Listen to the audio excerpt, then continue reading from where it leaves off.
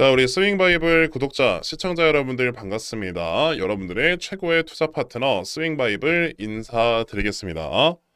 자, 여러분들 되게 좀 오랜만에 이렇게 영상으로 말씀을 드립니다. 그쵸? 지금 현재 영상을 촬영하고 있는 날짜는요, 6월 15일 월요일 밤 9시 12분에 이렇게 또 영상을 촬영을 하고 있는 중인데요. 제가 보시게 되면 이제 마지막 영상이 이제 한 달 전 영상이더라고요. 자, 이때까지 이제 꾸준하게 좀 영상을 촬영을 하면서 여러분들과 함께 주식에 대한 정보 공유를 좀 하려고 제가 채널을 꾸준하게 운영을 했었는데, 이제 본업이 좀 되게 바빠지다 보니까 이제 영상을 좀 촬영을 못 했었어요.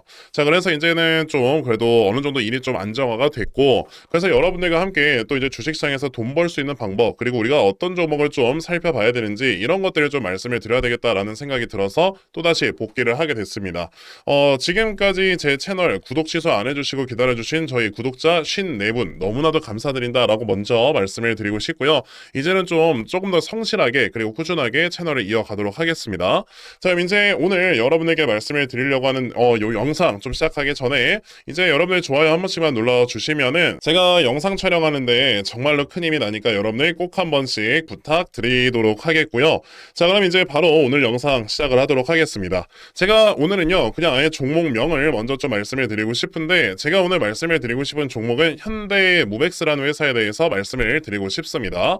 자, 이제 언제나 말씀을 드리지만요, 제가 이제 제공하는 투자 정보는 투자 판단에 대한 정보일 뿐이고, 자, 이거에 대한 판단은 여러분들께서 하시는 겁니다. 그렇죠? 일단은 제가 오늘 현대무벡스를 좀 말씀을 드리고 싶은 이유는요, 지금 이제 시장에 깔려있는 이런 여러 가지 모멘텀들, 그리고 이제 현대무벡스가 움직이는 이런 주가의 흐름들, 이런 것들을 우리가 따져봤을 때 지금 상당히 좀 매력적인 구간에 있다라고 보여지고, 그러다 보니까 우리가 이제 슬슬 좀 매수를 이어가야 되는 종목이다라고 말씀을 드리고 싶어서 오늘 영상을 좀 찍게 됐는데요. 일단은 이제 모멘텀에 대해서 여러분들께 먼저 말씀을 드릴게요. 자, 이제 현대무벡스라는 회사는요, 어떤 일을 하고 있는 회사인가를 우리가 좀 따져봤을 때, 현대무벡스는 여러분들 이런 일을 하는 회사입니다. 물류 자동화를 구축을 해주는 회사예요. 자, 이 회사의 주요 제품 및 서비스를 보시게 되면요, 자, 지금 쭉 나오게 되는데, 뭐 스토리지 시스템, 이송 시스템, 그리고 이제 적재 시스템, 전산 시스템, 이런 것들을 모두 다 자동화를 시키는 회사입니다. 그러다 보니까 솔직히 우리가 이 제조 현장에서 여러분들 되게 중요한 거는 이 뭔가를 물건을 제조를 했을 때 그걸 이제 이렇게 뭐라 해야 되죠? 보관을 해야 되는 그런 공간도 당연히 필요하고요. 그리고 이제 보관을 했다가 내가 이제 필요할 때 적재적소에 꺼내다 쓰는 이런 이송 시스템은 당연히 필요할 수밖에 없죠. 게다가 이제 적재 시스템이나 이런 것들도 우리가 제조 현장에서 필수적으로 필요한 건데, 특히나 이제 현대차그룹 같은 경우는 아시겠지만 거의 대부분의 사람이 다 제조예요. 그렇죠? 그러다 보니까 이런 지금 그 자동화를 구축을 시켜주는 현대무벡스 같은 경우는요, 지금 현대차그룹이 아무래도 계속해서 스마트 팩토리 체제로 바뀌면 바뀔수록 그거에 따라서 자동으로 수혜를 받을 수밖에 없는 이런 회사가 된다라고 생각을 하시면 되거든요.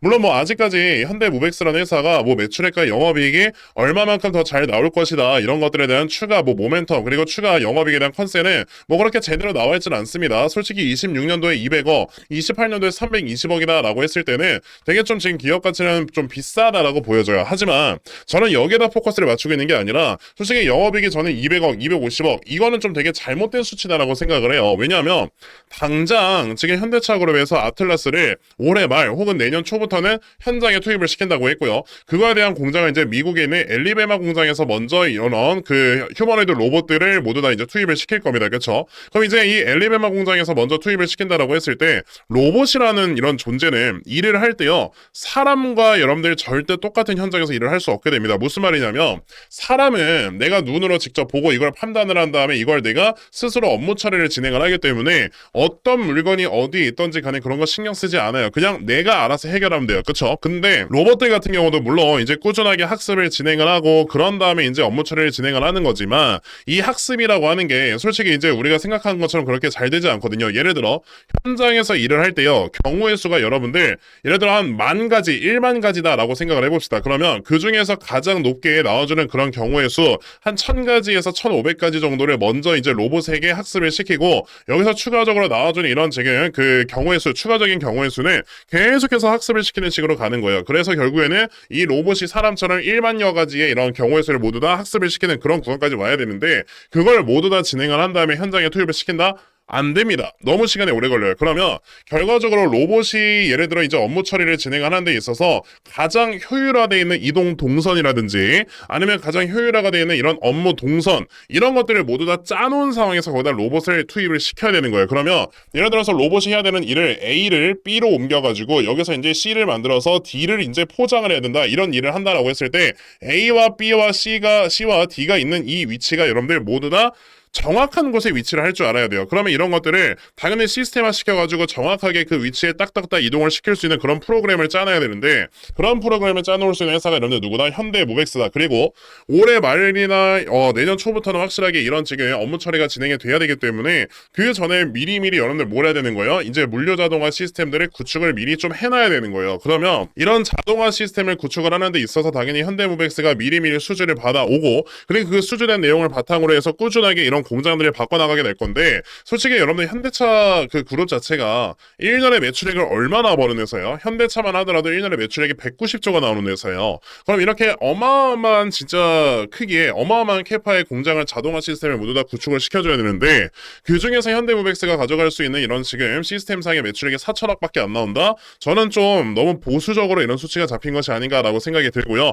게다가 이제 중요한 거는 지금 현재 나와주는 영업이익이 아니라 꾸준하게 성장을 할 수 있는 그런 산업이고 나중에 나올 수 있는 영업이익을 우리가 대비를 해봤을 때는 충분히 영업이익의 성장률이 되게 가파르기 때문에 이런 점들이 가만히 된다 이렇게도 생각을 할 수 있는 겁니다. 그러면 결국에 현대모백스라는 회사는 지금 현재 어쨌든 시장의 모멘텀이 피지컬 AI로 넘어가고 있는 상황에서 영업이익이 꾸준하게 성장을 한다는 게 눈에 보이고 그리고 실제로 현대차그룹에서 이제 아틀라스를 현장에 투입을 하겠다라고 오피셜하게 얘기를 했기 때문에 이런 모든 모멘텀들이 딱딱딱 퍼즐이 맞춰진단 말이에요. 그러면 당연히 현대모백스적으로 또다시 이제 이렇게 매기가 쏠릴 수가 있는데 그 와중에 현대모백스를 보시면 최근 5월에 나왔던 주가의 상승에서 이 앞에는 매물을 1차적으로 소화를 시켜줬고요. 그런 다음에 주가가 이제 하락이 나왔다가 단기간으로 내려가고 있었던 우하행 추세를 돌파한 다음에 지금 한 이틀 정도 눌림목을 줬습니다. 자, 그러면 여기서 우리가 생각을 해야 되는 게 단기적으로 나왔었던 이 이틀 동안의 우하행 추세의 상단 라인 있죠. 여기는 되게 강한 지지 라인이 돼요. 그렇기 때문에 여기서 뭐 한 번에 이렇게 장대 한복이 나오지 않을 수도 있지만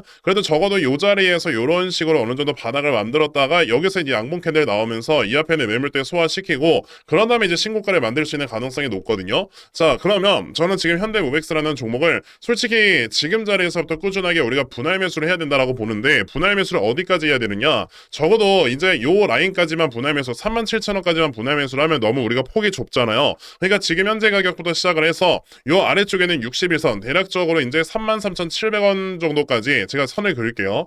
33,750원 정도까지 여러분들 분할 매수를 하시고 요 라인 이탈하면 손절해야 됩니다. 왜냐면 이제 계속해서 내려가기 때문에 그래서 33,750원 라인까지 우리가 분할 매수로 대응을 한다면 주가가 요렇게 내려왔다가 이런 식으로 올라가든지 아니면 바로 옆으로 횡보했다가 이런 식으로 올라가든지 이런 두 가지 시나리오 중에 하나가 나올 수 있다라고 말씀을 드릴 수 있겠고요. 자, 그렇기 때문에 현대모백스 앞으로 관심 종목에 넣어놓고 꾸준하게 지켜보셔라 이렇게 말씀을 드리도록 하겠습니다.